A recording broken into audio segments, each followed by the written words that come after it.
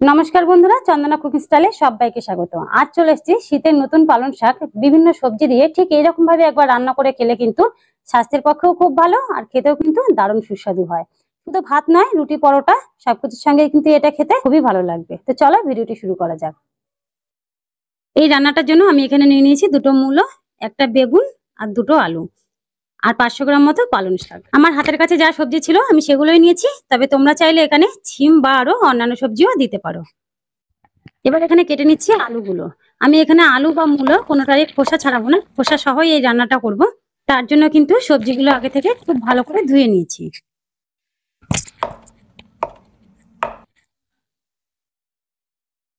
এখন আলু আর মূলোটা ঠিক এরকম সাইজ করে কেটে নেওয়া হয়ে গেছে। এবার কেটে নিচ্ছি বেগুন। বেগুনটা একটু বড় বড় কেটে নিচ্ছি, কারণ বেগুনটা খুব তাড়াতাড়ি সেদ্ধ হয়ে যায়।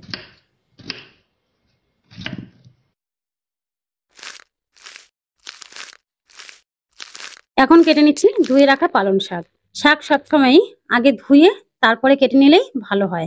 তার জন্য আমি শাকটা আগে থেকে বেছে খুব ভালো করে ধুয়ে রেখেছিলাম।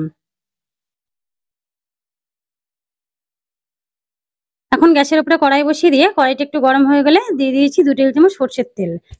তেলটা গরম হয়ে গেলে এর মধ্যে দিয়ে দিলাম কয়েকটা শুকনো লঙ্কা আর দিয়ে দিচ্ছি হাফ চামচ 5 ফোড়ন। ফোড়ন থেকে সুন্দর একটা গন্ধ বেরোলে এখন এর মধ্যে দিয়ে দিচ্ছি কেটে রাখা মূলো আর আলু।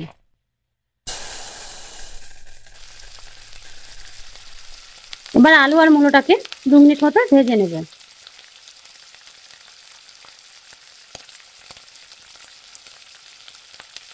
আলু আর মূলোটা একটু ভাজা হয়ে গেলে এখন এর মধ্যে দিয়ে দিলাম 1 চামচ আদা আর কাঁচা লঙ্কা বাটা। আদা আর কাঁচা লঙ্কা বাটা দিয়ে আবার একটু ভেজে নেব।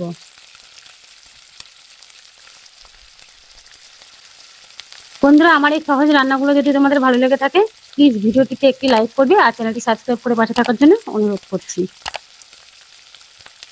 এখন একটু ভাজা হয়ে গেলে এর মধ্যে দিয়ে দিচ্ছি একটা টমেটো কুচি। একটা বড় সাইজের টমেটো আমি আগে থেকেই কুচি করে নিয়েছি। এখন টমেটোটা দেওয়ার পরে আরো একটু রান্না করছি যতক্ষণ না টমেটোটা নরম হয়ে আসে।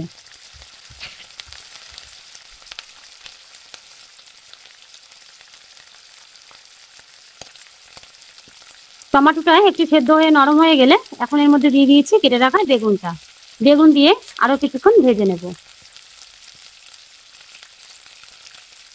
এখন এর মধ্যে কিছু মশলা অ্যাড করছি। দিয়ে দিচ্ছি 1 চামচ জিরে গুঁড়ো, 1 চামচ হলুদ গুঁড়ো, হাফ চামচ লঙ্কার গুঁড়ো আর দিচ্ছি 1 চামচ লবণ। এবার সবকিছুকে কষিয়ে নেব।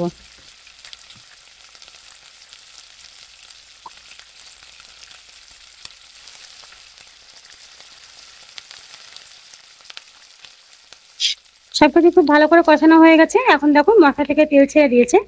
এবার এর মধ্যে দিয়ে দেবো কেটে রাখা পালং শাক। সব সবজিগুলোর ওপর থেকে পালং শাকটা ঠিক এইভাবে দিয়ে দিচ্ছি।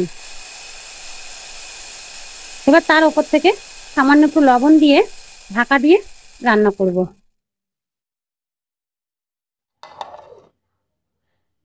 কিছুক্ষণ ঢাকা দিয়ে রান্না করার পরে এখন দেখো শাকের থেকে অনেকটাই জল বেরিয়ে গেছে। আর এই জল থেকেই কিন্তু সবজিগুলো খুব ভালো করে সেদ্ধ হয়ে যাবে। এখন শাকের সাথে সবজিগুলো খুব ভালো করে মিশিয়ে নিচ্ছি।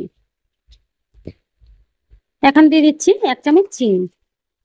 পালং শাকের মধ্যে সামান্য একটু চিনি না দিলে কিন্তু রান্নাটা খেতে একদমই ভালো লাগে না। এখন শাকের মধ্যে অনেকটাই জল আছে আর সবজিগুলো আরো ভালো করে সেদ্ধ করার জন্য আরো কিছুক্ষণ ঢাকা দিয়ে রান্না করবে। আমি আরো 5 মিনিট মতো রান্না করে নিয়েছি। এখন কিন্তু সবজিগুলো খুব ভালো করে সেদ্ধ হয়ে গেছে। এখন খুব ভালো করে নাড়াচাড়া করে শাকের মধ্যে সবজিগুলো একটু ভেঙে দেব। পালং শাকের মধ্যে সবজিগুলো একেবারে গোটা গোটা থাকলে বা একটু মিশে না গেলে দেখতেও ভালো লাগে না আর খেতেও ভালো লাগে না। তার জন্য একটু বেশি নাড়াচাড়া করে সবজিগুলো ভেঙে দিচ্ছি। এখন কিন্তু আমার পালং শাক রান্নাটা একেবারে রেডি হয়ে গেছে। বন্ধুরা, এই সহজ ও স্বাস্থ্যকর রান্নাটা কিন্তু যে কেউ বানিয়ে নিতে পারো।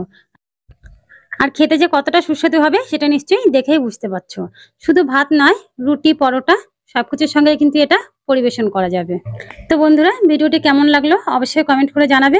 আর ভালো লাগলে ভিডিওটিতে একটি লাইক করবে, চ্যানেলটি সাবস্ক্রাইব করে পাশে থাকার অনুরোধ করছি। আবারও চলে আসবো তোমাদের সামনে পরবর্তী অনেক নতুন নতুন রেসিপি নিয়ে। আজকের মতন এই পর্যন্তই। সবাই ভালো থাকবে।